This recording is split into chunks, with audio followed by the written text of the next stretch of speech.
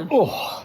You don't need to keep that in. Oh, I didn't say I was. I just literally got the phone ready to go. What? I've just got a spammer time text through. Oh. Our records indicate, this is from Car Finance. Oh, it's tosh time, by the way. It seems to have started now. I hadn't planned to start like that, but there we go, we started. But just as we were recording, I've got spammer timed. So our records indicate you may be... Well, we could do the jingle. Oh, yeah. Spammer time. Okay, continue. Our records indicate you may be owed up to 2,156 pence in missold car finance. Did you say pence? Yeah. Check for free, reclaim. Well, it's going to be sent by cheque as well. Yeah. Hardly seems worth it. I mean, their records aren't very good because I don't even have a driving licence. Or a car. And I don't, by the way, obviously. No. If you're a new listener, I am blind. By the way, I've always been blind. That's not a new thing that's just happened. That's just a little update. Yeah, I'd have mentioned it if it was like a thing that had just happened this week, rather than just going, oh, Ellie's coughed. We do a little spammer time feature. By the way, I've gone blind. Yes. Now, if people are just half listening to the podcast, that will have really woken them up there. Because I'll be like, bloody hell, there's two Ellie's of gone them blind now. Talking of spammer time, though, Ellie. Yeah. We didn't talk about the call that you got from someone purporting to be from O2. They were saying they were going to send you a new SIM card. Oh, yes. And they were from O2, and they just needed to verify that you were who... They said, we need to verify that you are who you purport to be, which is ridiculous because they rang you. Yeah. So they rang you and they just wanted to confirm that you were you, even though they rang. And obviously they had certain bits of information and stuff, but it was just a bit of an ID fraud type thing. And it clearly wasn't from O2 because O2 wouldn't just go... They essentially said, we're going to have to cut this SIM card off and we're going to send you a new SIM card. In the post. That's why we need to check your address. Yeah, so they were trying to check all this stuff. And then Ellie, because Ellie's not with O2. Not anymore, because they were bastards. Well, let's not. We have a lot of power here, so let's not. Okay. Other bastard phone companies are available. So you're not with O2, so we knew that it was clearly a spam thing. Yeah, so I was like, oh, can you just confirm for me how long I've been with you? And she was like, I don't need to confirm anything to you. I was like, well, you do if you want my information. And then you essentially said, well, you're clearly a spam thing. Yeah. It's clearly spam. And then, this is how ridiculous it is, she said, I am not spam at all. I am not spam. It was I don't know what accent it was, but it wasn't an English call centre. And she was like, no, you're the spam. You're a spammer. And it's like, what? How can I be a spammer? You called me. And then she went, oh, fuck you. Fuck off. And then hung up on me. Well, I rang them back immediately when they'd hung up. You cut me off. It's like, no, you were spamming me. You were trying to say I was a spammer. Yeah, she said, how dare you be rude to me and accuse me of being a spammer. And so I came on the phone and was like, I don't know whether you're genuinely upset or if maybe you don't know that you are a spammer, but you 100% are a spammer because Ellie's not with O2. And so I'm sorry if this is I'm sorry if this is come as a bit of a shock, but you are a spammer. And then there was a bit of silence and then she just put the phone down again. But I just like the idea that, because then she claimed once again to be from O2. Yeah. But if you were from O2, you wouldn't go, oh, fuck you, fuck off. Because you can't imagine, when it goes, these calls have been recorded. For trading and monitoring purposes. On the one hand, I mean, maybe they are O2 people. Meanwhile, we're calling the dentist, as we said last week, we're calling the emergency dentist thing, and we get told that it's disrespectful to swear at the staff. Yeah. Meanwhile, it seems to be O2's policy to actively swear at their customers. Reign. So there you go, a bit of a bonus spammer time for you. Now, what I was going to say is, we are definitely going to do a very short podcast this week, because it hasn't been short. It's a massively busy week again. I've got so much stuff that I need to get on with. This was literally just meant to be the bit that we just say hello, and it's already taken about 3 minutes. Sorry about that. So we're not doing an introduction, saying, oh, this is what's coming up and this is what we're going to be doing, because to be honest, we don't actually know, because we're recording this introduction before we've done any of the actual content. I mean, we could, if we really wanted to cheat, because the idea is we record something every single day. We could cheat now, and it's not really cheating, is it? I was going to say we could cheat and say that's day one. Well, no, that is day one. But technically, that is a day. We've done a bit. We're done. All right, everyone. Hey, I mean, this is really great for the listeners. It's just we're going. But I think it's a bit of a relief for them. Yeah. They must be. Even Olivia must be like, come on, David, 90 minutes. I can't do this. I mean, it's funny if she's listening to it more than once to get the cleaning done. Like, it's probably better being longer. What do you mean? We might not have covered that in an email yet. No, I don't know anything about that. I think what's happened there is Ellie has read an email from Olivia that she hasn't read to me, or indeed to you. So, hey, I'll tell you what, we'll do that tomorrow. My God, there's an exciting thing about Olivia and cleaning to come in tomorrow's episode. I'm sure we'd covered that before. I don't think so. No. Oh, right. I'm pretty sure we haven't, unless we're just going over the same stuff. The listeners might be like, well, bloody hell, this O2 story, you've told us this 6 times now, David. Do you not listen back to your own things to check quality? I haven't got time. No. It takes too bloody long. Oh, we haven't done the jingle for Spammer Time to close it. Yeah. And that will cause a rift It will. in the time-space continuum.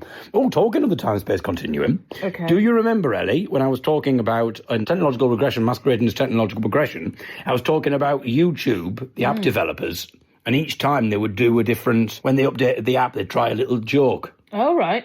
Well, I told you. Yes, but you tell me a lot of things. And It was on the podcast. Recently, or Oh, goodness. or like 3 years ago? No, like, it was on the podcast. Okay. You can't remember? I've listened to a lot of stuff, mate. As you recall, they're like an hour and a half long. I can't retain all of it. Ellie can't remember this. Unbelievable. Olivia's probably knows more about the podcast than either of us. Oh my God, Olivia, you should go mastermind, and your specialist subject should be the David Eagle podcast. I wonder if they'd allow that. Is it well known? It surely has to be a well known thing that other people could answer. Some things affect. Well, you have to have someone who can set the questions. Well, yeah, but someone else could do that. Oh, bloody hell, I feel sorry for the poor bugger. The researcher. The researcher has to sit through all the podcasts. It's 220 episodes. So one of my former lecturers used to set questions for Mastermind if they were on, like, traditional ballads of the United Kingdom. Oh, well, I mean, that would he'd have been working around the clock for that. Every week, another traditional ballad Mastermind thing. But I've seen all sorts of things. There was one person who did, like, the first 2 Harry Potter books. Yeah, they'd all been published by that point. Yeah, but Ellie, Harry Potter is pretty popular. Yes, but also... There's 7 books, so only answering questions on 2 of them is pretty bloody easy. Well, I don't know, because if you... No, because the more niche your interest, I'd say the harder the questions are going to be made. Potentially. Or people might think they're hard because they don't know about the subject, but to you, the enthusiast of the David Eagle podcast... How about this, Olivia? I mean, we're still on day 1. Could you... Would there be a question about how many potatoes there are in the potato news theme? Could we do? Well, don't give her answers. Bloody hell, don't help her. Because what I'm thinking is, maybe this could be the Christmas special. Do we get Olivia on and we do a mastermind special on the podcast, and we ask her podcast-related questions and see if she can answer them? What era are we going from? Are we going from your 2016? No, I think we just do this series. So that's a bit more fair. The 2020 series. Okay, 26, mate. Oh, yeah, 2000. We're not still stranded. It might feel like Hang on, can we leave the house? You know what, though? I was saying to our friend Ruth the other day that... the wonderful folk singer Ruth Notman. Yes, hello, and hello to her husband. To her husband, who apparently is a listener. Listener Andrew. And I was saying that during lockdown, I listened to Paul Temple with you. Mm-hmm. We made some podcasts. I did the cooking. I did some crochet, and I watched The Rookie. And because I'm watching The Rookie again, and I've been getting back into crochet, it feels very much like lockdown all over again. I don't know what The Rookie is. It's a TV series about a 45-year-old man who joins the LAPD as a rookie policeman. It's very good. Okay. It's on series 8 now. Well, there you go, Olivia. If you want something else to do, we keep trying to give listeners recommendations of other things that they can do, but Olivia's just like, let's listen to the podcast again. Oh, yeah, Betwixt the Sheets podcast. You should listen to that. It's great. Oh, hang on. Hang on a minute. So there's me feeling guilty. There's me feeling guilty about all this sex talk and stuff. And it turns out Olivia's listening to a podcast called Betwixt the Sheets. Well, I don't know if Olivia is, but I am. Oh, I thought you said Olivia was listening to that. No, I do. It's great. It's by Dr. Kate Lister, historian, and it's about sex, society, and alternative lifestyles and stuff. It's very interesting. I thought you were just saying betwixt, like as in, like just as a general word that you would say, and I was like, what are you saying betwixt for? That's quite odd. And, by the way, David, betwixt the... replete, and now now betwixt. So we haven't, I can't remember. I think I was trying to say something, but I can't remember what that was. Maybe I'll remember by the end of the podcast. But Olivia, I definitely love the mastermind idea. I think that'd be really good. Anyway, I want to find out about this thing about Olivia and cleaning. We haven't finished Spammer Time, technically. We haven't closed that. And that's... We do that now. Oh, the rift in the time-space continuum. Rift in the and then I was telling you about the YouTube thing. Yes. And I couldn't remember the YouTube thing. Right, Carry on. So when YouTube, when they release a new update, they always do a little joke, but it's always the same joke on repeat, and they're just very geeky jokes. Fixed bugs, general improvements, drank way too much coffee. Oh. Or they'll do... I like the way Ellie's responding this for the first time. It suggests that she doesn't listen. Then there's fixed bugs, general improvements, repaired rifts in the time-space continuum. Oh. And then there was fixed bugs, general improvements, explored the known edges of the universe. Oh. So I think there was 3 on the go. Well, I'm pleased to say, because they've been doing that. Got a new one. They've been doing those for a good few years now. Well, I don't know what's happened, but they've come up with a new one. Oh. Fixed bugs, general improvements, took the afternoon off. So there it is. Took the afternoon off. The people at YouTube have excelled themselves there. And I look forward in 2028 to finding out what the next little thing will be. Anyway. I think I just died a little bit because of that. I hope that's because of them and not because of my observation. Not your... Pitiful observation, David. I mean, this is a thing we probably have spoken about, but you know when it's like... You're still listening to day 1 of the David Eagle podcast. There's 6 more to go, everybody, on, if I just remember, mind you, the shorter than usual podcast. This is the brief podcast. We said we're probably going to aim for about half an hour. Anyway, so I think we have talked about it before when there's the 404 error page not found. Yeah, I talked about that. And then they do the, this is embarrassing. Like, just stop. Ellie! I know I remember that bit. All right, well, Is this the same day? Yeah, it's the same day. Oh, well, I don't remember the other bit then. But, yeah, these tech people have to stop trying to be funny because I hate it. There's another thing as well at the moment. There's a load of ads, like Instagram and Facebook ads and posts from companies, and they go, we have to make an apology. And it's because of the way the algorithm works that they have to do this because it looks like it's going to be a bad thing. But they're like, we have to make an apology. All our stock is 50% off at the moment. And it's so embarrassing that we've had to reduce it. I'm like, I hate you. I hate that. Another one I hate is when you get an email from a company and it'll go, shh, keep this quiet.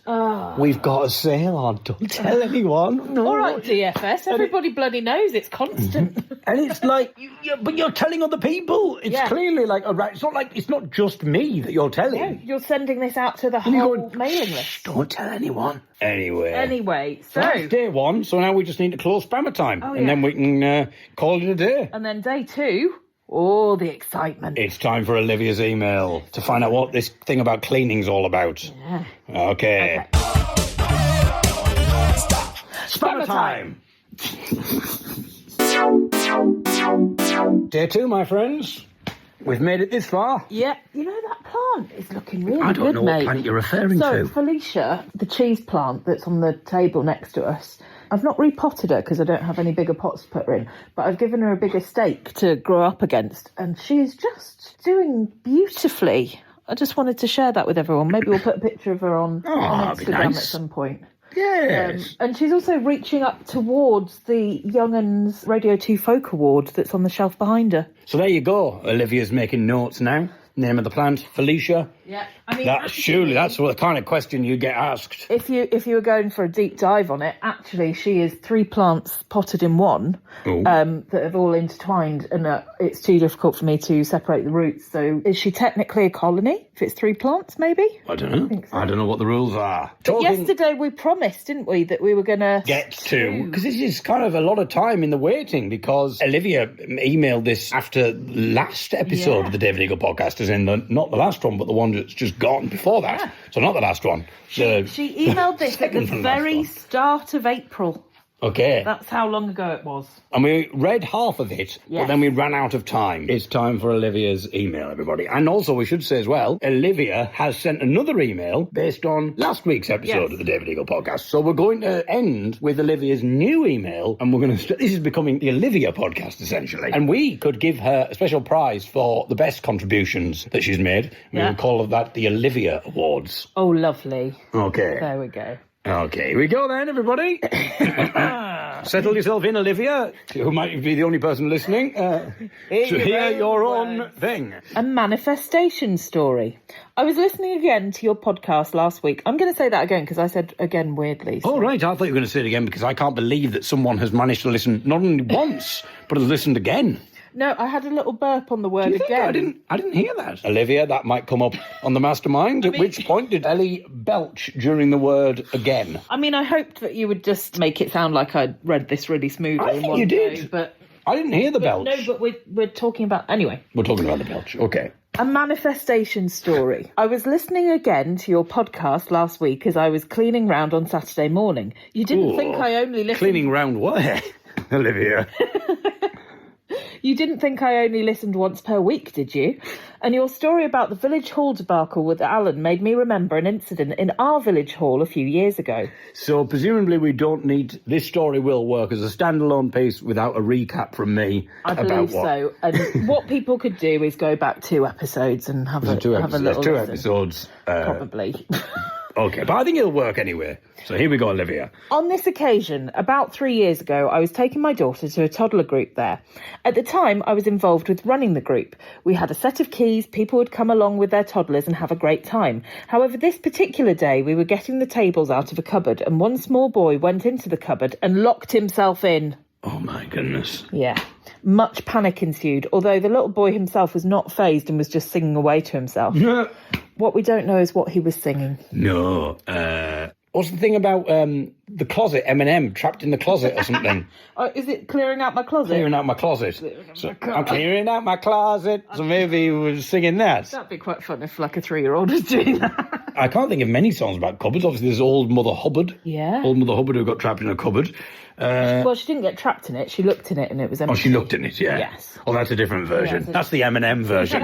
It's a little bit more bracing. I don't know what other songs about cupboards. Maybe it must be songs about cupboards and wardrobes. I'll have a little bit of a think as we continue, but let's return to Olivia's email. Everyone was asking who would hold the key to the cupboard. That links us to a story that we have to tell tomorrow, I believe, Ellie. So that's linked perfectly. It has. And we're not even like a third of the way. That's all right. There's time. There's time. On this brief podcast. Okay, everyone was asking who would hold the key, and it was decided that Mr. Jones had the key. Did anyone have Mr. Jones's number? The only number on the website was a landline that was ringing unanswered, and nobody else knew him. Have you seen our keys, Mr. Jones? There's a boy who's trapped on the inside. We've been trying to call you on the landline, Mr. Jones. Thank you. The boy's mother was hysterical. Suddenly, I remembered that Mr. Jones and I had exchanged emails way back in 2018 when I needed to book the village hall for the wake after my grand's funeral. Well, I quickly looked up the email, and there at the bottom was his mobile number. My gran had been the treasurer of the village hall for almost 40 years, and it was almost as if she was helping from beyond the grave.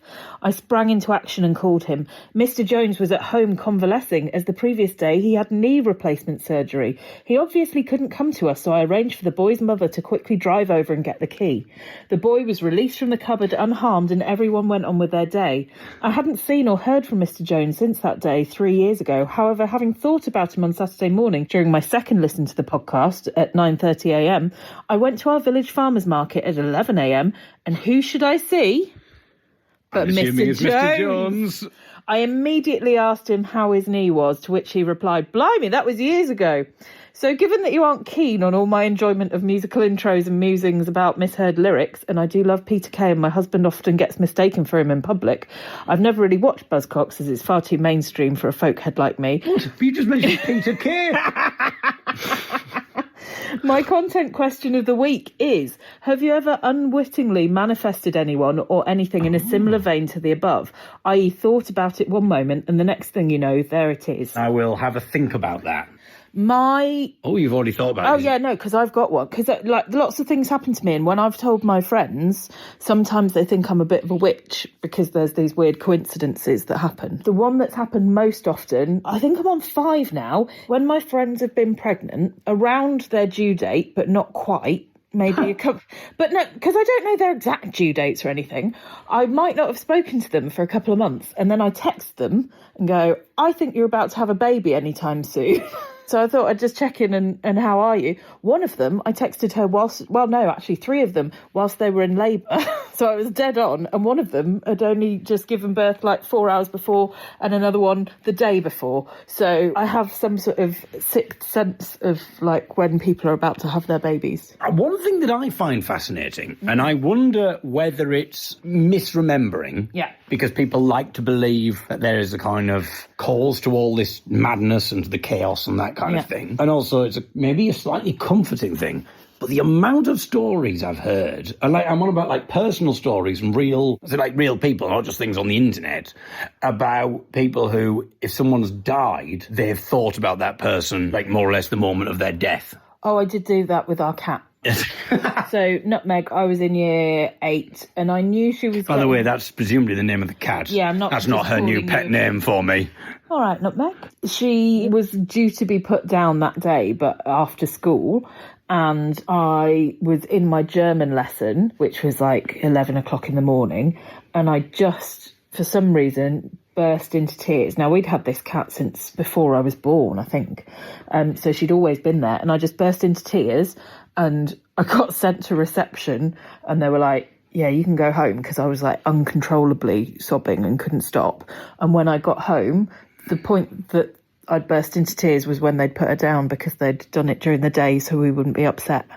Wow. And be there. So it had just like happened, and I just, Yeah, I've heard a lot of people just say that like something weird like that has happened. I just find that quite odd. But you kind of go, there'll be lots of times that it hasn't happened, but it seems to happen quite a lot. So I'm sort of intrigued by that. But have other listeners had that sort of thing? I mean, it's not the same kind of thing, but there was an incident where there was a really drunk man. Yeah. I might have been a little bit drunk as well, but there's a really drunk man at the bus stop. And this was years ago now, when I'm in my early 20s. He was quite an aggressive man, and he got into an argument with me about something. I don't know what it was, but he went to punch me. There was no indication that he was about to do it. There was no, warning. He just sort of went to do it, and obviously not being able to see. There was no reason for me to know that it was coming. But there was something that just alerted me to it. My brain just went, just sidestep now. And I just very calmly sidestepped, and he punched me, and because I sidestepped, it missed, whizzed past me, and then hit the bus shelter. And his hand just bang against the bus shelter. And then I just calmly said to him, well, that wasn't very clever, was it? And I think he was just really dazed. He sort of just walked off. And I think it was only afterwards that it kind of shocked me a little bit. Because I'm like, well, firstly, how did I know to sidestep at that exact moment? I mean, that was uncanny. And secondly, rather than going almost freaking out at the time, bloody hell, that was a near miss. Yeah. I didn't. I just sort of sidestepped back again and said in his face, well, that wasn't very clever, was it? The calmness with which I did it. I'm also fascinated, actually, by, as well as people knowing when someone's died, because my friend Jim, I was in a flat share with when I was at uni, he said some story about when his granddad died. At the time that his granddad died, apparently his mum, he said he was there as well, and at this point they didn't know that his granddad had died. Right. His mum was in the room with him, and she suddenly stopped and she said, I will. And Jim was like, what are you on about? He says, your granddad's just said to look after our, whatever this younger sister was called. Yeah. And I was just saying, I will. And then she suddenly realised, oh, my God, he's dead. Yeah. And then the phone rang, and it was the news that he was dead. Now, the weird thing about this was Jim's like, he didn't actually believe in any of the court. No, even then he was like, I think that was just a bit of a coincidence and stuff. But that's a pretty big coincidence. She just stopped in her tracks and said, I will. And then, so I'm fascinated by stories like that. The other thing I'm fascinated about, actually, is kids that have said, in my previous life, or something like that, if you know what I mean. Yeah, well, I didn't do that, but I did tell when my littlest brother was a baby, and he was, I don't know, maybe 2-3 weeks old. And you would have been? I was 4. I remember him being in the cot in my mum and dad's room next to the bed, and we were going out of the room so he could go to sleep and stuff. And I think Mum had said, I don't know if we should leave him on his own. And I said, he'll be absolutely fine because the spirits have come to play with him. And she was like, what? The spirits that have come out of his fingertips are looking after him and it's fine. And she was like, all right, you weird witchy child. I mean, they used to say that I might be a changeling because I'm one of 5 and all 4 of the others have got brown eyes and I've got yellow and blue, like different rings. And at one point they were the other way round. Like, I think the blue bit's on the inside and the yellow's on the outside now, but it used to be the other way around and it's shifted. Yeah, they thought I was a bit strange. But I remember sort of seeing them come out and they were just like little wispy things and then they were dancing around his head. So there's that. Yeah. But there are lots of just coincidences. But I think the ones that freaked people out when I told them about them tend to be just like, if you talk to people enough and you just chat enough to people, you find connections with them. So I was on a train when I was living in Newcastle. I was on the train back to Banbury and I was talking to a woman in a carriage. She was not from Brackley, where I'm from, but she was travelling down that way to go and see her boyfriend who was and used to run the kebab shop that we'd go to. And I ran a cafe for a bit and there was a woman who was Brummie and I said, oh, where are you from in Birmingham? And she said, King's Heath. And I said, oh, my aunt and uncle live in King's Heath. I used to live on, and then I told her the road and she was like, oh, my friends live on that. I thought, you're going to tell me that's Phil and Jane now? She was like, what? Phil and Jane? Jane's my best friend. So she then rang my aunt to say that she just met me in a cafe. And another shop I was working in, I was folding the guy's clothes and I was talking to him and I was like, oh, you don't sound like you've got an accent from here. And he's like, oh, no, I live in the Midlands. I was like, oh, whereabouts? And he said, oh, you won't have heard of it. I was like, try me. And it turns out that he used to be the manager of the Blockbuster in Brackley and he used to be my sister's boss. So I said, oh, yeah, I used to live right at the and he remembered my sister.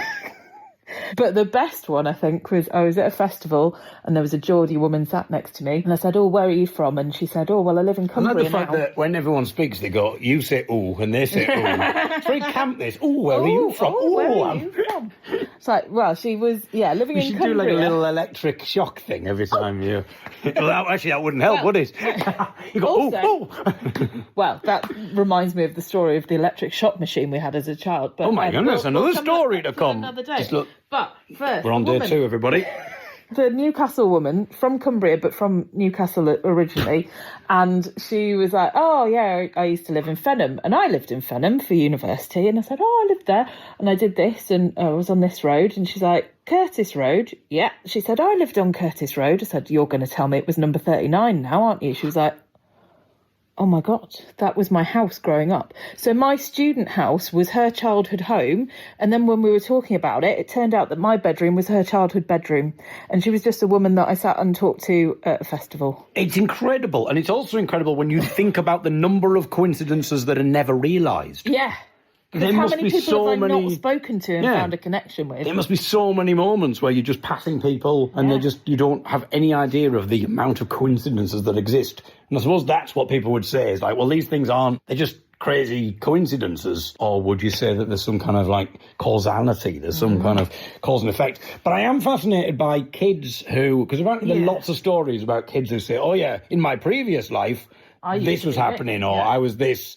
Because we read a few of them, didn't we? Yeah. We were on a forum or something, and there was all these people. And the trouble is with anything like that, you just think, well, people could just start making up stories or whatever. But there was one story about they were changing their child's nappy, and then the child suddenly said, just out of nowhere, could like hardly talk, just out of nowhere said, I remember when I used to do this to you. and they were like, what? And it was like, yes, I remember when I used to change your nappy. And they had all these memories of like being their grandparent or something like that. And for them, it gave them like all this comfort. But there's all sorts of incredible stories. But you sort of wonder how much has kind of been misremembered and that kind of thing. I mean, memories are crazy because I feel like I've got a memory of when I was in a pushchair or a pram or whatever. And in the little passageway bit of the house. And I remember my Auntie Carol leaning over me and pulling back the hood, like making baby noises, like going, oh, gotcha, gotcha, goo, and all of that. I think I've made this bit up, but now if I tell the story, I'm like, and I remember thinking at the time, I'll just talk properly, for goodness sake. It's ridiculous.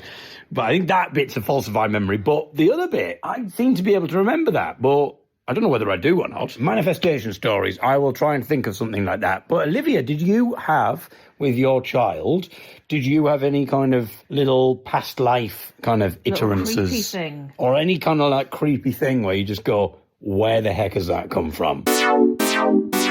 We were talking last week about looking after Jasper, our 10-year-old nephew. One thing that we did was we went bowling. Oh, yes. And, well, you know, like you're trying to not be too good when you're competing against a child because you want to make the child... And obviously, when it comes to bowling, I've got absolutely no proclivity towards that or anything, you know. You haven't got an inherent... No, not being able to see. So I didn't feel as if I had to kind of like botch anything or anything like that. So obviously, you know, I'm thinking, well, this is going to be a fair competition. It didn't get off to the best starts. Well, it did get off to the best starts for me.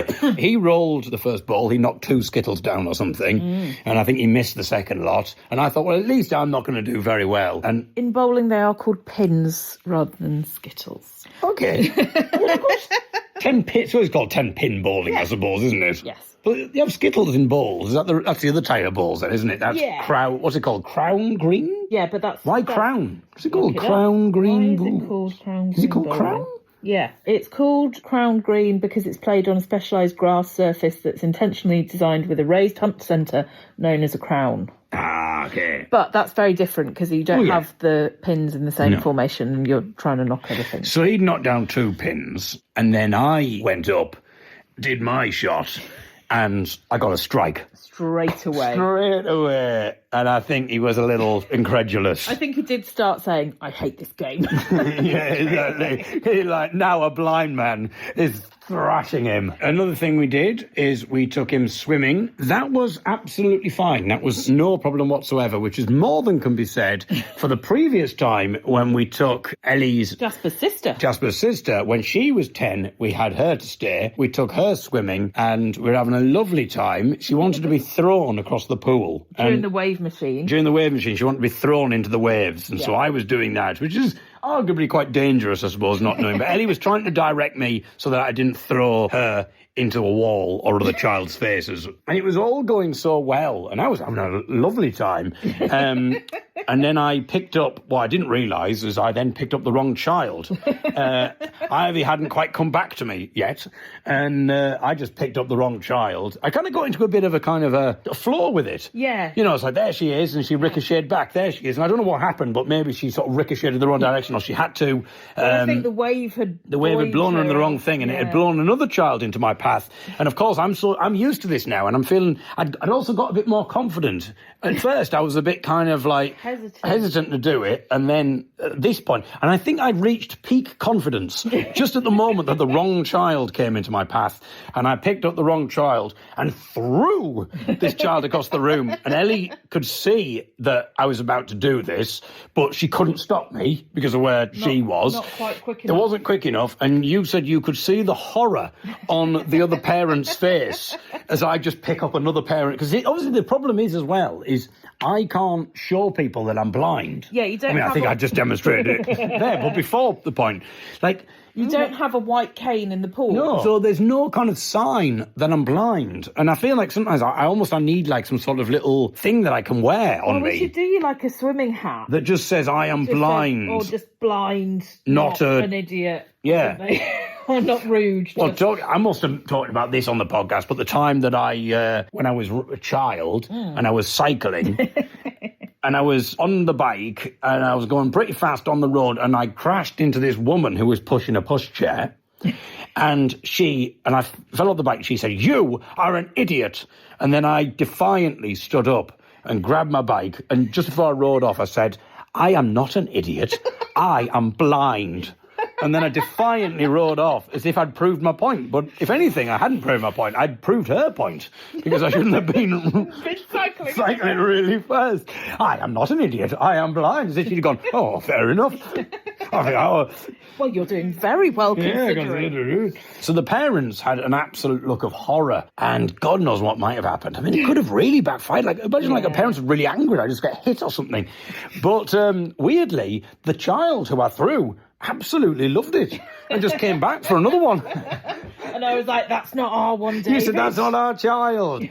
I love that, the kind of like the unfazed nature of the child. Yeah. To just go, I don't care who's throwing me. I've had a whale of a time here. As long as I get thrown into the wave. Yeah. And I like that. It kind of is on a nicer level. Or maybe, you know, like how they used to talk about, like, in the old days, you know, like the community would look after the child. Yeah. But it also meant that if a child had done wrong, people would just hit the child, you know, like, which isn't so nice. No. But the idea of everybody just looking out. Pitching in and, Yeah. That reminds me of a few years back when I was in a swimming pool and it had, well, actually it was one of those water parks with the different slides. Yeah.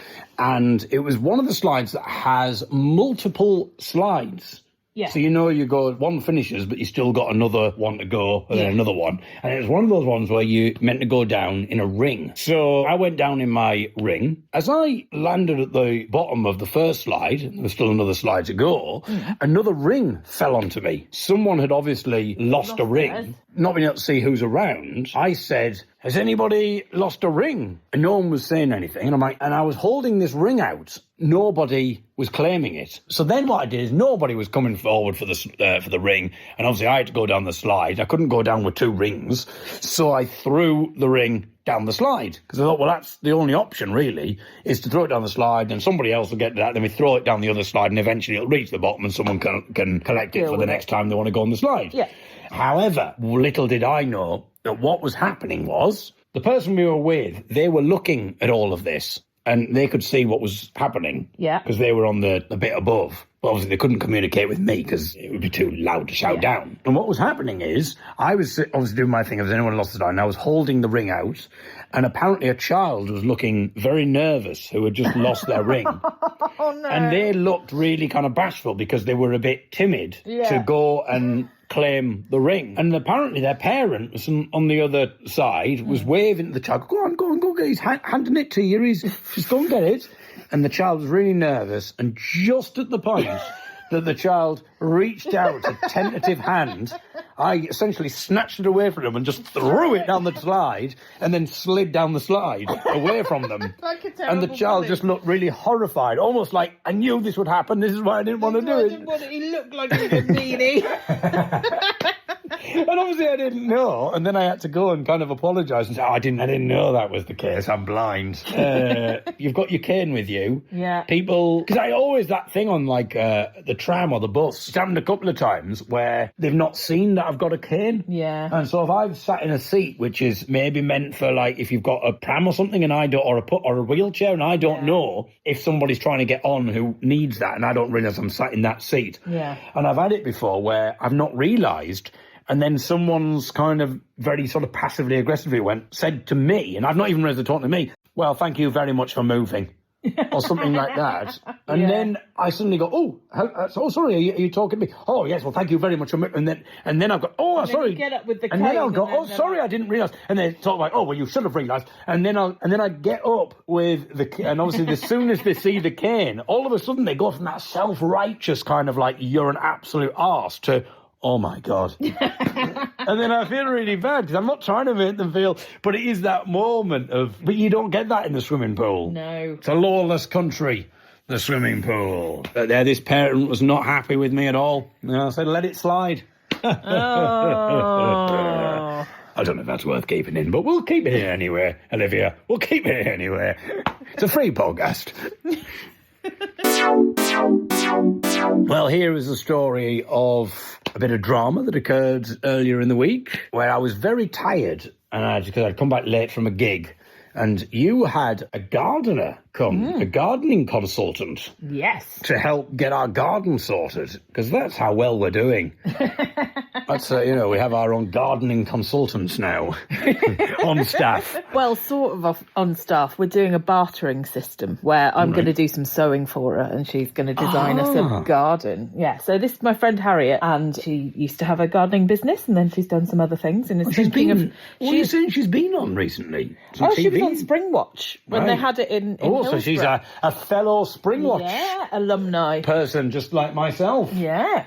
Oh, God, we did. I don't know if people know, we did BBC Springwatch and we did our song Lapwings, and they thought it would be a really good idea if we sung it amongst the lapwings. And it was a lovely idea. Apparently the video looks absolutely stunning. But unfortunately, we couldn't hear ourselves sing because the lapwings are too bloody loud. And when we listen to it back, it just sounds hideous. It's so out of tune. It's like the really big thing that we did, and... Oh, it just sounds horrible. Was that the first time you met Patrick Grant? Yeah, it was the first time we met Patrick Grant. Yeah. The second time, of course, was on Loose Ends with Jason Donovan. And how many times have I met him? None yet. None. Not yet. Not yet. So, Patrick, if you're listening... I'm doing sewing for bartering. You'll approve of that. That's your sort of thing. Anyway, exactly. So... I must blow my nose. Okay. Yes. So Harriet came round to have a little look at our garden and see what we've already got, because it's not a huge space, but I don't really know much about gardening at all. I've got houseplants that I've managed to not kill, for example Felicia, but outside it's a bit more of a mystery to me. So I thought I'll message her and see if she can come and give us some advice. So she came to the front door, and then I let her in. Through we went to the kitchen and out the back door, went out and had a little look around. So we looked at the gravelly section. There's a wall that's painted blue. There's a bit of decking. There's some plants. She was telling me what they were and I can't remember. But other than we've got some wild mountain thyme, something that's called Lucifer. So we were talking about that and the stuff that the previous owner had told me about it, and we were talking about what sort of thing we want to do with it. And I would like quite a nice calming sensory garden, so it smells nice and sounds nice for you sitting outside, but also that's quite lively and sort of native plants and encourages native birds. plants, yeah, exactly. Yeah. We don't want any, as we say, we're a reform area. Keep the plants native. Local plants for local people. And then I said, oh, well, I'll show you the herbs that I've already got. They're just inside. And I went to the back door and it was locked. Yes, because the door is on a Yale lock. And I forgot to put it on the latch, which is what I always do when I go and do the bins and stuff. I put it on the latch. But because someone else was there and I was excited to talk about what we could do. Well, it's just nice to have somebody else around other than me. Other than you. Especially since you thought we were in another lockdown. So, well, you were in a lockdown now. So I was like, a lockout. The door's shut and the key's inside, but David, so I started yelling, David Eagle, we're locked out. And I knocked on the door loads and I banged on the door and I tried ringing you, but you have your phone off when you're asleep or before you get out of bed. And so there was no sound. Yeah, weirdly though, I was awake. And this is what's weird about it, Ellie. Yeah. I could hear the birds outside and I was thinking, oh, that lovely sound of the birds. The blue-collared dove, if I'm not mistaken. I can't remember if that's what it was called now. And yet you couldn't Was it called a blue-collared dove? Okay. A collared dove, not a blue, but okay, yeah. A blue-collared dove. That's like it works in the building trade. Yeah. Oh, that's going to cost you. It's going to cost you. And yet you couldn't hear the call of the eagle outside shouting for David Eagle. So that's so weird. Yeah, so I was like, I'm really sorry. We're locked out, but he will be up in a minute. I said, oh, and I've got these other herbs. She said, well, we can look, if they're in the front window, we can look through that. So we did, and she was quite impressed with the number of houseplants that I've got in the front window. And then, because I was knocking on the door and trying to call you again, and there was no answer, she was worried about me being locked out. And I was like, I'm absolutely fine. I've got my phone. I've got some money. I could go and sit in a cafe until he's woken up. It's fine. If you need to go, go. She said, oh no, we can talk more about the sorts of plants you want. So we've just done a little walk up the road and looked at other flowers and things so I can go, oh yes, I like those plants, because I can't remember what any of them are. We were walking back and she was like, okay, well, I'm going to have to go because I am actually quite desperate for a wee now. I was like, oh, I'm so sorry. Like, I can't let you in, but I'll see if... And just at that moment, you texted me saying, let me know when you're on your own. Yeah, and I I'll come said, downstairs. Yeah, because I was feeling really tired, and I just thought, I'm really late. I need a coffee or something before I can speak to people, because I felt so groggy, and I thought, so I don't really want to come down and chat to somebody that I don't know. Yeah. So I texted Ellie and said, let me know when you're by yourself, and then I'll come down. So I was like, oh, And it's up. So I immediately- rang you, and I was like, David, we're locked out. Yes, and he's like, oh, I've locked myself out. I need you to come and let us in. So now I'm thinking, oh, bloody hell, so now I've got to go down, and I've got to meet someone. And anyway, I came down. But actually, it was the best thing in a way, because I was not in the mood at all to meet someone. But then I opened the door, and, well, we'll get to that bit. But when I let you in, Harriet was such She's lovely. a lovely kind of ebullient, laughing person. And, well, also, I mean, the reason it woke me up was because of what happened next. So Ellie had locked herself in, obviously. The back door, lots of out. Yeah. The back door you can't open. No. The front door you haven't got a key for, No. so you can't open the front door. So I go down, I put the key in the door, and I go to turn the key to let them in. But I was thinking, there's something weird here. The key won't turn. It won't turn. I don't understand. So I just the only reason it wouldn't turn is if the door wasn't locked. So I put my hand down on the handle, and sure enough, the handle sprung down. The door opened, and it turns out... You didn't bloody lock it, Ellie. Ellie hadn't locked the door, so they've been waiting. She's been absolutely... Harriet's been like 20 absolutely minutes. desperate for the toilet, and all Ellie had to do was literally put a hand on the handle of the door and open it. But I didn't think to do that, because I normally always lock the door. But because when she'd come in, we were both excited and just went through, I'd shut it and then forgotten to lock it. But yeah, so all that time... So that really woke me up, because the incredulity of Ellie and the situation and calling me down, the moment, the revelation that the door wasn't even locked after all of that faff. Because she's like, I've been ringing you for ages, and you've not been answering, because your phone's been off. She's absolutely desperate for the toilet. She was going to go home, but she lives about 10 minutes walk away. She's really... I thought she was going to have to go in the garden. And as she's giving me all of this, and I'm like, well, let me just put some clothes on. You go, hurry, David, she's absolutely desperate for the toilet here. And it turns out you're standing at the front door, waiting, going, hurry, hurry. And all you had to do was just reach out, pull the handle down, and it would have opened. When we were out the back, and I thought we were locked out, someone could have been in the front, nicking the telly and your accordion and everything. I like the idea of them going, telly, accordion. Mixing desk. Well, let's not tell everybody what's in the house. It's really some weird Itemised version list. of the generation game for hoodlums. I mean, there is a cuddly toy in here. There's Well, there we go. Capybara. Exactly. Well, that could be a question on the podcast mastermind episode. What's the name of the Of the what? how do you say capybara? Capybara. How do you say it? Capybara. Bara. Well, we actually have two. We have Pedro and we have Pepe. Pedro and Pepe the capybaras. Yes. Okay. Pedro lives on the record player and Pepe lives near the telly. There you are. Hopefully this is giving you a real insight into the house. Into what you could steal if you just come and just try the door. So I think the shock and the whole drama of all of that and the urgency and then the revelation that the door's open really woke me up. And then Harriet's ebullience and your reaction as well when you realised what you bloody hell you'd done. I just thought it was funny. But also, what I really woke me up. So it was quite nice, actually.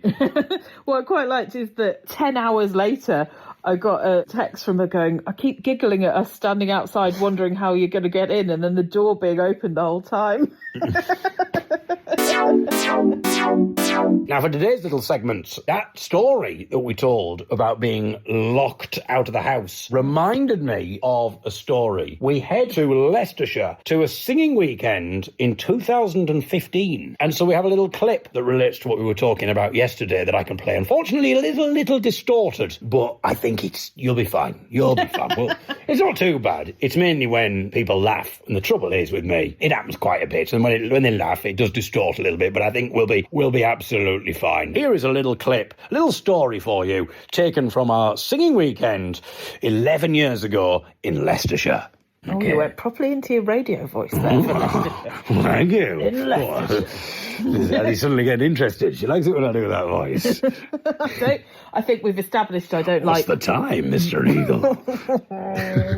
Anyway. Don't do weird, sexy voice at me. It's disconcerting. I don't like it. Anyway, here's the clip from 2015 from Leicestershire.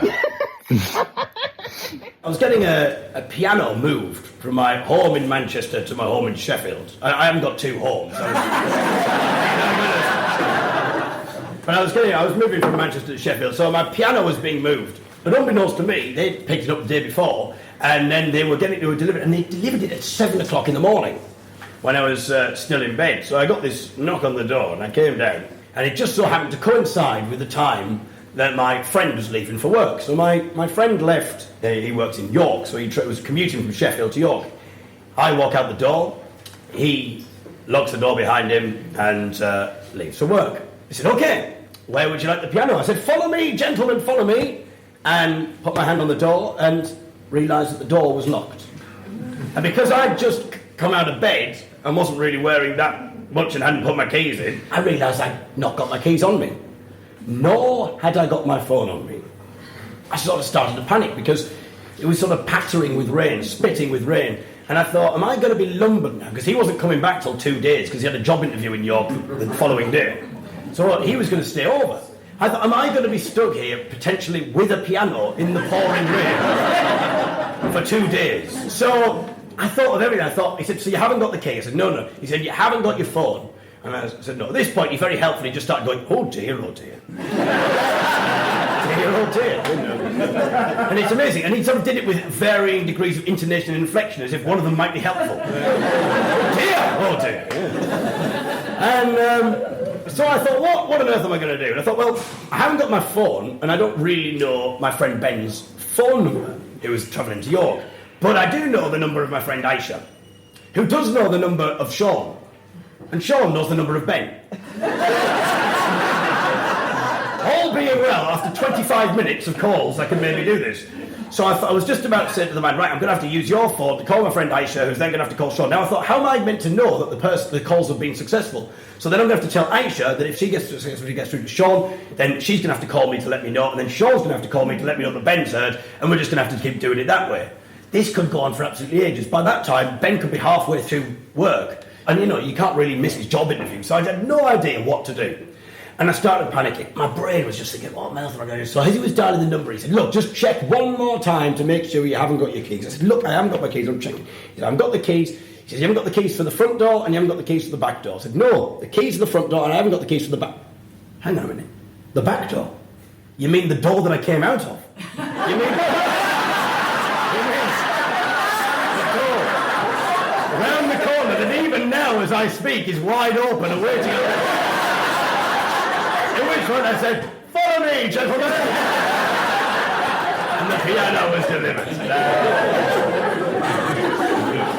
This reminds me of a little story which I'll finish with. I was dropped off by Michael at 2:30 in the morning recently, one of our curb crawling expeditions. And we just come back. It was a good weekend. Yeah, it certainly was a weekend by the end. But anyway, so I got to my house and opened the door, and I live with a couple of other people, and they obviously had forgotten that I was coming back home. And they'd locked the door on the air lock. And I thought, what to do? Because I didn't want to knock on the door, because if I knock on the door, it rattles the next door neighbour's door as well. So I thought, I don't want to wake them up, because that's going to be really embarrassing. So I thought, right, what can I do? Well, it's obvious. I had my phone with me, so I made a phone call, but he wasn't answering. And I kept doing this for a good 15 minutes, and I thought, right, I really can't knock on the door, because I'm going to have to knock loudly, and it's going to wake everybody up next door. So I thought, right, I could maybe get access to the lock from the inside, because the rest of it's locked. If I could just get the lock, the air lock, I can maybe do it from the inside. So I thought, right, what can I use? So I had a look, and I tried my kind of deodorant, but it was too thick. So I thought, what else can I use? And I tried using the plug off my computer. I thought that's maybe bendy enough to get round, but again, because it's not, if it was a continental plug, it would have been fine, but because it's a British plug with that sticky out bit, that's where it went wrong. So I couldn't get that through the door, and I thought, what I really need right now, I need something long, hard, and rigid. Don't make it... Anyway... I decided I could use my cane. So I got my cane out of my bag and began to push it through the door. And I thought, this is going to work perfectly. And I had the lock. And I started doing this with the cane. At which point, the elastic of the cane got stuck around the handle of the inside door. And the letterbox was fastened, and I couldn't move my hand, so I'm going like this, trying to get the phone off. In the end, I was stuck. I couldn't do anything about it. So then I had to get the phone out of my pocket with the other hand and try with one hand, desperately. But for some strange reason at this point, I was still conscientious enough not to go bang, bang, bang and wake up the neighbours. So I'm now trying to make a one-handed call, hoping this time the call's going to go through. And fortunately it did. And I had to say, right, okay, well, the situation has kind of increased a little bit. I was just going to ring you to say I'm locked in, but now I've got my hand stuck through the letterbox. He let me through. And he said, what on earth were you doing? I said, well, I didn't want to knock the neighbours up. He said, well, I can understand that because it would rattle through the whole thing. He said, so what on earth, why did you end up with your hands? Well, I was trying to use the cane to open the door, and I tried to use the deodorant, that didn't work. I tried to use the book, I tried everything that common sense would... And he said, well, did you not think to ring the doorbell? Completely forgot. That's not the only odd, rude awakening that I've had this week. You had to get up early. Yeah. And your alarm went off at 6 o'clock. Yeah. And I don't know why, but when you have an early alarm, for some reason, your first alarm has been set to the sound of a duck. Yeah. But we didn't know this, and so, because we don't normally have to get up that early, and so we were both woken up, unsure as to what the heck was going on, because all of a sudden we just suddenly heard this... Let's have a look. Just in case you don't believe us, listeners. Sound. Right, let's see. It's disappeared. I think listeners can probably imagine the sound I of a know, duck, but especially I when we think- did such a good job. Hang on. Oh, That's a lot more shocking than we did. yeah. Yeah, so that's currently set for 5:50. That's not what you need at 10 to 6 in the morning. Yes, that is quite a arresting sound to Yeah. be woken up by. But in fairness, it did do a good job of waking us up. Oh, yeah, much I mean, I more didn't than the actually want to be regular one awake. did. No. I didn't need to be awake. It was I you. didn't really want to either, but I did No, have but to. you had to be awake, whereas I didn't. But there's nothing that wakes you up more because you weren't expecting it. You kind of you're trained to know what the alarm sounds like. So when all of a sudden you've just got this duck quacking in your ear, you're wondering what the bloody hell's going on. That reminds me of when the young'uns were the days where we shared a room. Yeah. After a gig, we stayed over somewhere to keep costs down. We even said if we're going to have a gardening consultant. Yeah. You know, that's what I said. I said, lads, dream big here. I want 2 kookaburras. And they said, I don't know what a kookaburra is, David. I think you mean capybaras. And I'm like, oh, that's right, yes. Or is it capybarae? I don't know the plural. I want 2 kookaburras and a gardening consultant. We need to keep costs down. So we'll have to share a room. We must have got to sleep maybe about 12 o'clock. And we were woken up at what must have been about 1 o'clock in the morning. But we'd fallen asleep because we were really tired. It had been a long day. We'd fallen asleep and we suddenly were awoken with the sounds of like sirens, explosions. Ooh. All of a sudden there was like these gunshots. Suddenly, we were like, what the bloody hell's going on? All 3 of us were just like, oh, because we thought we were like under attack. It really sounded, and we were like scrambling around going, well, where the bloody hell's this noise come from? Is it outside? Is like something terrible happening? And then we realised it was coming from inside the room. And it was coming from, like, the TV radio thing. And all of a sudden, we were wondering what the bloody hell was going on. And all of a sudden, we heard Tim Westwood going, it's the Radio 1 rap show, baby!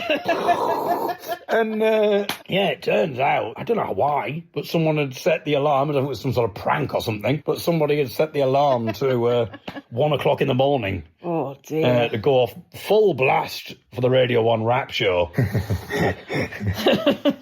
But that moment where you just like, what the bloody hell is that? Yeah, it you was just bombs. kind of- It just happened. It didn't coincide with like any like rap going or anything No. like that. It had coincided It was with sound like. effects. And well, what the bloody hell? And fortunately, it's the Radio 1 rap show, baby!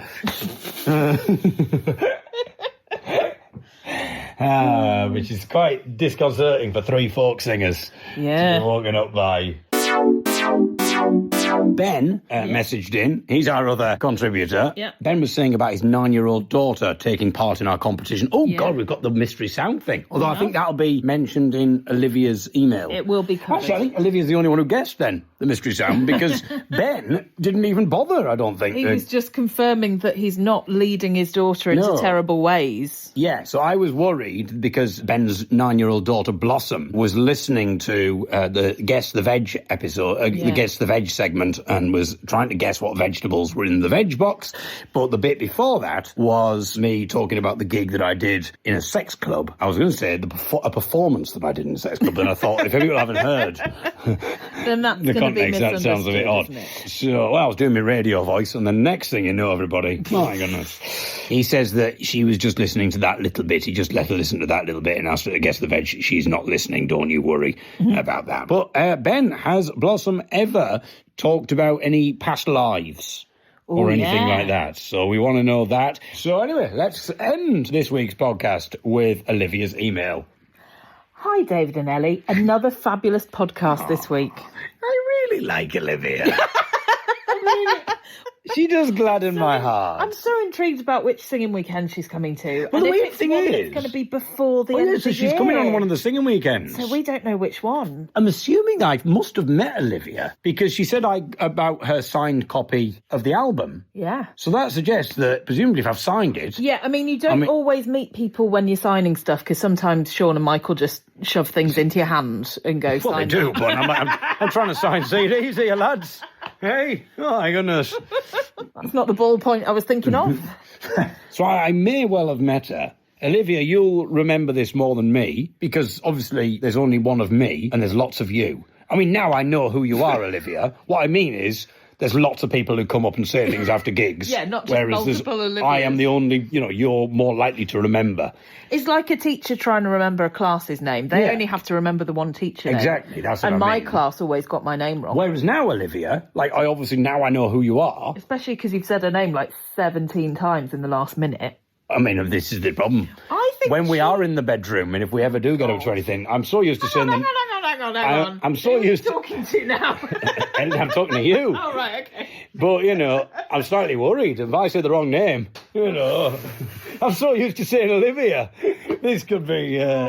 So I think you did a gig at the Mill in Banbury, and I think she came to that. But we had to pack up quite quickly because we had a driver waiting for us. My chauffeur was waiting. So I don't think we really got to say bye to people other than all of my relatives who were in. We haven't even got to the email yet. I think we got to hi, David and Ellie. Oh, no, and Fabulous Podcast. Fabulous Podcast. Exactly. Okay. Hang on. Oh, my God. Yeah. Well, I just want to say that people can come and see my rural touring gigs that are coming up on the 23rd, 24th and 25th and 26th of April in sort of Cumbria and sort of northeast. And then I've got some others coming up as well on the 13th, 14th, 15th, 16th of May. Dufton Village Hall, Bowes and Gilmanby Parish Hall, Middleton and Teesdale, Newborough Town Hall, Grasmere, Askham and Helton Community Centre, and Hepscott Parish Hall. Oh, yes, things are going well for me, my friends. All these places that you've only heard of if you live near them. Yeah, because the other day, bearing in mind, I thought I was doing a gig in Morpeth last week. And it was Felton Village Hall. And on all the things, it says Morpeth. I think even in Google, it says Morpeth. Yeah. So anyway, I said about lovely to be in Morpeth, or I mentioned something about Morpeth, and there was all this sort of disgruntlement in the audience. I said, well, we are in Morpeth, aren't we? Oh, no, we're not in Morpeth. And I was like, well, Morpeth's pretty close, isn't it? Well, I suppose. I said, how close is Morpeth? And someone was like, about 8 miles away. It was pretty. The reason I'm mentioning that is because after the gig, I came out to say, it's always weird to know, I want to say goodbye to people on the way out. And so I wandered out to the front, but then the trouble is, everybody then just started applauding again because I'd come back out. They didn't expect another encore, the lights are off and stuff, but they wanted to show their appreciation again. And then I sat down at the front and started chatting to the person next to me, and I was like, oh, have you been to a show here before? Have you seen the Young'uns and stuff like that? And we started talking, and then everybody just fell quiet and just started listening, and they were all just sat there. They just started listening. I was like, this is weird. I said, everyone's just listening to us. And then people started laughing. I'm like, this isn't part of the show. The show's finished. And everyone... the after show I'm just bickering. Talking to someone, and people were just like, oh, no, carry on. And people obviously wanted a little bit more, but then I felt like I wasn't trying to perform. And then it felt a bit awkward because I was just trying to kind of do a little bit of... And then I felt compelled to be making jokes and saying stuff, and people were laughing, and I was like, please, you're going to have to stop doing this because, like, I'm not trying to... to leave. I'm not trying to perform. I'm trying to just chat to people. Like, Yeah. I don't want to... I'm not even being paid for this funny at the moment. Yeah, exactly. So it was quite disconcerting in a nice way. But it has happened at other gigs where that's occurred, where I've like gone out and spoken to people and like sat down and then people have thought, oh, it's part of the performance. He's just talking to someone in the audience and they're all listening and they're all... That's just happened before a gig before. Yeah. Which is quite odd. Where I've started talking... It happened a few times at the Edinburgh Fringe Festival where people would come in and I'd start talking to them and then other people would just come into the gig and I'd be talking to people, but because they could hear me talking to someone, they wouldn't be talking themselves. They would then be listening to what I was saying. And before you know it, the show had more or less started. Like you'd soft launch Before the show. And I was like, oh, well, it's time for the show to start. And we'd already done about 5 minutes as people just came in. It was quite a nice way of starting the show, really. Yeah.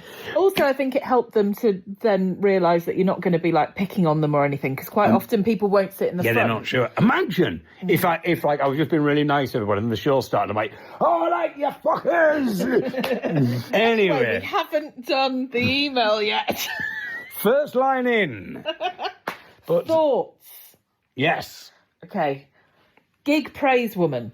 I found it both humorous and horrifying the way she asked Ellie, who are you? Guessing sister and then leaping to mum. Yeah. So this, listeners, was when I did my DJ set, someone wanted to thank me, but I was hiding. Yeah. And So that you didn't have to politely talk to them like you do in a because I was village feeling a hall. bit nervous. So I was packing up. Yeah. And they said, oh, can you say thank you to him? And I was just like, oh, actually, let's just record one. You can Yeah. say it yourself. And we didn't talk about this on the podcast. I didn't mean to talk about it afterwards. Because then when she'd done her praise to me, she then said, oh, and who are you? Yeah. Are you his sister, mum? And why? And then you went, wife? And she went, oh, wife. But why would you go for mum? Yeah, because I'm, 15 months older than you? I mean, it's either a massive compliment to me that I look really young, or it's a massive insult to you. I don't know. Or both at the same time. I look knackered and you look very young. Olivia says... But this is before we'd had our 10-year-old nephew, Jasper, there, who then said that I looked like I'd not slept for 5 months. Olivia says, Ellie, you certainly don't look old enough to be David's mum. Thank you, because I'm not. And without even considering girlfriend or wife, I think if Ellie hadn't interrupted, her next guess might have been carer. Like, yeah, probably. yeah. And she's put, is this because some people out there think blind people shouldn't be married? Or perhaps she assumed you were gay, like the rose petal bedroom lady. Do you guys experience many people who Who's are the rose surprised that petal you're bedroom lady? I don't know. Is that a thing? Is that a podcast thing that we haven't remembered? Is that a mastermind question that we can't remember? Yeah, what's the rules? Olivia, I'm really confused. Is this a famous person? Is this like an Olivia Dean moment? Maybe. That everybody knows her, but I have no idea. But Are there many if you people... type in to Google rose petal gay lady, what comes up? What, me? Okay, Yeah. right. Is there anything? Maybe there's something. What was the phrase? Rose petal... Rose petal bedroom gay lady. Yeah, there's not... There's nothing coming up, so it's got to be podcast specific. So but it must be... we can't remember any. Is that a character on the podcast? I've absolutely no idea what you're talking about. Oh, Olivia. no, What? it was when you and Sean were staying somewhere. Is she on about... Are you on about the time when we were in Shrewsbury and we were staying over, and for some strange reason, people used to think that... Or sometimes they used to think that me and Sean were in a relationship. Or sometimes they thought that me, Sean and Michael were in a relationship. And the weird one is, sometimes people would think we were brothers. Sometimes people would think that we were gay and in a three-way relationship. And I think some people conflated the two and thought we were three gay brothers, potentially in an incestuous gay relationship. I think I remember now listening to you on a podcast, probably washing up, and talking about how you and Sean had booked a hotel room and it was meant to be 2 singles or something, and they'd put you in a double and put rose petals in because they thought you were a couple. No idea what you're talking about. Okay, but, well, I'm sure there's something like that. And I think what happens is people see Sean, for instance, guiding me around. Yeah. So I'm holding on to Sean. Yeah. So therefore, if I've not got my cane with me, they just assume, oh, well, they're holding on to each other. Well, he's not holding on to me. Therefore, they must be in a relationship. So that's maybe the reason. But this obviously had got conflated to the point that when we stayed in a house in Shrewsbury, the lovely couple who put us up were sort of you've got a bit of a choice. That we have a single room here. You can both have a single room each. We thought, brilliant, that sounds good. So I said, or She said, or we have prepared a very special room, and it was like an ensuite double room with a 4-poster bed, and I think I don't think there were rose petals, but there were candles around the place, and they clearly thought that we were in a relationship. And the thing is, being like really British and slightly awkward about it, because they'd put so much effort into making this really homely for us, and they seemed really keen to, show that they welcomed our relationship. We sort of like, so what do you, and we were like, oh, well, we could stay in here, I suppose, together. But then we had to explain that we're not in a relationship, and she was quite shocked about that. I don't know if that's what you're referring to or not, Olivia. So next section, the animal connection story was an interesting with the geese. I rescued a fish once in a pond supplies shop. I walked through the door and they had some big tanks with various goldfish in them. One jumped out and landed on the carpet as I stood there. It was flopping about, so I picked it up and put it back in the tank, and I swear I saw it turn around and look at me as if to say thank you. Oh, that's lovely. Yeah. Guess the sound. Aha! So let's recap. This was the sound. We said that it was in Ellie's craft room. It was an activity, and we wanted you to work out what the sound was. Let's see what Olivia thinks. The only guesser. Guess the sound. It sounded very similar to Ellie's hula hoop from a few episodes ago, but it was in the craft room. So is it a craft supply, or was that just to throw us off the scent, or sound in this instance? I thought maybe an old typewriter, which was also my initial guess in the hula hoop episode. Ooh. Edit. A second listen makes me think it is definitely the hula hoop again. No. Let's hear a little bit of the hula hoop now, listeners. Okay, and now let's hear the other sound, the mystery sound. I don't think that's too similar. I see what you mean, I think Olivia. Because there's a crank noise, and the hula hoop that I've got has got that little trolley that goes on the tracks that sort of spins around you. So I can understand where you're coming from, and I like the fun again, Olivia, with a second listen, of course. Well, I think it's best for you to explain what it was, Ellie, because you can describe it better than I can. Okay, it was the sound of me cranking the loom. So I have, and actually, when I was listening back to the last podcast, we'd given a clue, because on our walk, I'd said, I'm going to do a bit of weaving this week. Oh, you did say that? Yeah. Because you're on about Jasper and the yarn. Yeah, because that's why he was doing the yarn, for me to make a scarf for my mum. So I hope it's not a surprise. No, she knew about it. It's fine. Because she does listen. She does listen, as we know. I mean, she'll be not particularly interested in this, because there's been no mention of swingers in this podcast. When you've woven a certain amount of space, you can't weave anymore, because there's no room to move the heddle and create any shed to put the shuttle through. So you have to release the tension on the warp threads and then crank it round, and the noise that you could hear was the cranking of it, so the woven cloth going round a bar. What I really like is, on local radio, they always do the mystery sound competitions, and they run for ages. Yeah. And I'd love it if that was one of the answers. Okay, so we got it. Let's find out what the answer actually was. No one claimed the cash prize. It was the cranking of a loom when it's going around the heddle on the shuttle, whatever it was. Through the heddle. And going round the back bar. And going round the back bar. So there we go. It's the time is just coming up to doing you that. Can reach out on the other socials. Okay, at the David Eagle, or of course the David Eagle podcast at gmail.com. The bin noise. It did sound really loud and alarming. I have a drawer full of noisy children's toys that does the same thing. We'll be watching TV at night, and then randomly, usually at a very poignant moment in whatever we're watching, the drawer will suddenly burst to life and proclaim, "Hello, I'm Peppa Pig," in a really obnoxious way. I hope that you get to the bottom of what it was, as I, and probably other listeners too. I mean, comment. No, I'm not sure about that, Olivia. I'm fascinated. We never did, because it, like, when we've spoken to Horatio, she has sort of seen the other neighbour in the street, but she hadn't, at last check, commented on it. And I don't know if the time's gone, because we've had a new bin collection. It sounded quite big, didn't it? I'm thinking it might have been like a blender or something, maybe. Yeah, because you can get little hand whisks for doing your frothing of your milk. All right, okay. That are... Is that your impression of it? That are battery powered, so it could have been something like that. It could have been that, but we didn't. As we mentioned, the speculation on the street was... It was a dildo, but we haven't got to the bottom. Whether the dildo got to hit the bottom or not, I don't know. Also, I'm not sure if it's the same in your county, but here in Cherwell, now, I'm just going to pause and come out of the email because I used to work... We've never done this before. I know. Sorry, Olivia, we're sort of going, I don't know what's happening here. Never done it. I used to work at Cherwell Valley Services, and that's how I pronounce it, but I think it's technically Charwell. Hang on, you can't tell Olivia. She lives there. Well, I used to live there too. And you think It's my Olivia... place. No, Hang on a minute. no. Hang on. What? Hang on. Yeah? You're correcting Olivia on a pronunciation. No. She's not... I'm not correcting her on pronunciation because she's written it. I was saying. So, but I'm just acknowledging that when I'm reading out the word... Oh, right. Charwell... At first I thought you were correcting her, and I'm like, I think she knows how to pronounce it. Then I realised she wrote it down. She wrote it down. She's not like... She's not here. She could leave us voice notes if she wanted. Oh, Olivia, that's the next step. But yeah, so I say Cherwell, but some locals say Charwell. But I'm sticking... the whole thing, a county in Northamptonshire. It's like Northamptonshire, Oxfordshire border. Anyway. Northamptonshire, Oxfordshire border. But here, we're encouraged to put our electrical items on top of our bins rather than in them. I'm guessing to prevent fires and random neighbourhood speculation. But if it... Hang on, how does that prevent speculation? Well, no, because... If you put your dildo on top of the I don't. bin...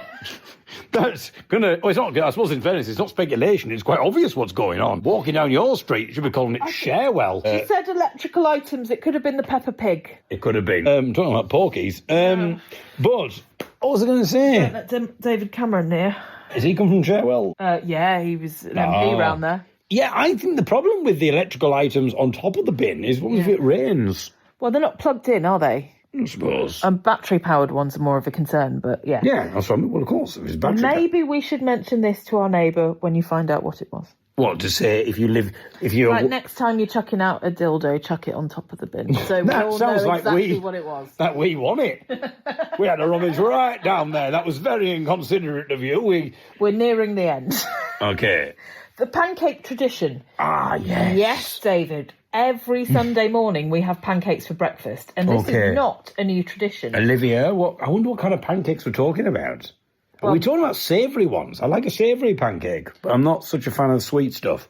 Well, perhaps we'll find out if we read the rest of it. Okay. I loved how you, David, tried to explain it away as a recent thing. Oh, she's got a 4-year-old. No, this tradition between myself and my husband has been going on in excess of 20 years. Our daughter happens to have been swept up in the vortex. Firstly, well done on 20 years. Yeah. That's very good. Oh, there's less. I feel like there's less hope now, Olivia. I'm not very good at making pancakes, so I think we'll stick to our own, as it were. Oh, that's what the woman at number 19 says. Anyway. In fact, it's been going on... She's the dildo woman, by the way. Yeah, I think we got that from text clues. In fact, it's been going on so long, neither of us can remember how it started. I bought my Le Creuset batter... Le Creuset? Le Creuset batter bowl for £14 in a sale about 12 years ago, which I thought was a bargain given the amount of use it would get. Before that, I just had a plastic jug. My pancakes are also very decadent, as you suggest.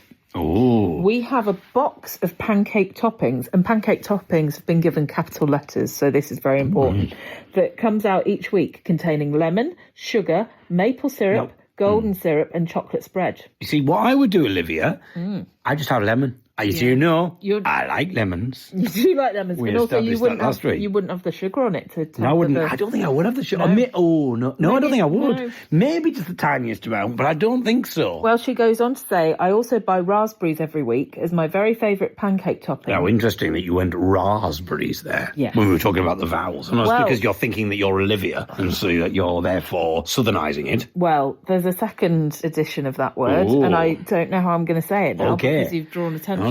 to it. I also buy raspberries every week as my favourite pancake topping is golden syrup and raspberries. Oh, I've changed it without even realising it. Rolled into the pancake, and then once rolled, put squirty cream along the length of the pancake, and then a dusting of cinnamon. I like the idea of having fruit with it, though. Yeah. I wonder, because you like, we both like preserved lemon. So I wonder what a preserved lemon one would be like. If that's going to be a bit tart and... But if you added a little bit of honey with that, that could be really interesting. We are both welcome to come and say hello next time we're down visiting. Imagine, because I really like Olivia. Yeah. imagine if we just didn't get on. If we Oh, really... if you met in person. Yeah. I understand she lives in the next town over from me. I came to your comedy gig at the Apothecary Tap in my town last summer, and Ellie's mum was there too, so I can see her in my mind's eye when you talk about her. Ooh. Whereas I can't. No, because Ellie has aphantasia. She can't see things in her head. No. Further thoughts on last week's podcast. Maybe your barber just really likes cats. So this is because the barber was listening to a rap song that just kept going, oh, that pussy. Yeah. Well, I have to say... Okay. Well, I just don't like it. I know, but if listeners don't know what we're talking about... Then they should go and listen to the other episode. Okay. It was the barber was listening to a song that went, oh, that pussy to die for. You'd hate it even more if I did it in the socials voice. Oh, God. No, what? Honestly, do you just... My insides just curl up and just shrivel. I'd better not write anything else, otherwise you'll be carrying this email over as well. A laughy emoji. Please don't feel you have to read absolutely everything on the We've done podcast. it. I understand if you need to make difficult editorial decisions. Best wishes. I like the fact. Olivia. She's heard the podcast. I don't She's know. heard the podcast and she's thinking we're making difficult editorial Yeah. decisions. You should see what's left on the cutting room floor. Well, actually, you don't want to. I'm talking about the barbers again. I don't think she was talking about a cat, Olivia. So there you go. Thank you, Olivia. I think I love the mastermind idea. I think we can maybe do something with that at Christmas. Also, what would be really good is if you pitted Olivia against me, and she'll probably win because I will have just... Well, I think we've already proved that by the fact that you couldn't remember the thing I was talking about by YouTube. Whereas Olivia would have known straight away what I'm talking about. Yeah. There's me recapping things for listeners. I know, and then We're doing she's it for your benefit. replying with things that we I can't remember. Who is this petal lady? Petal lady. Well, thank you, everybody. I mean, mainly Olivia, but thank you. But for now, from me, David Eagle, And me, Ellie Eagle Skinner. and from Olivia, she's more or less contributed the majority. Goodbye. Bye.